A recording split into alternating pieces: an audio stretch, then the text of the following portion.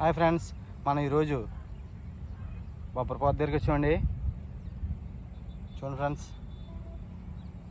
బొబ్బరి చిక్కులు పోదండి ఇది. చూడండి, రైతు ఇంతలా కష్టపడి ఇంతలా పండించి మన మార్కెట్కి అందిస్తాడండి. అలాగే పక్కన కూడా పొట్టలుగా చూడండి.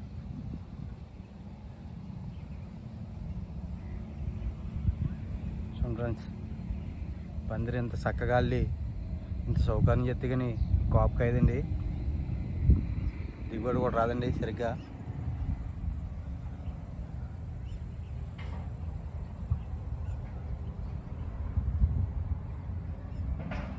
ఇంకా కాపు కోయలేదండి ఇది బొబ్బరి పొద.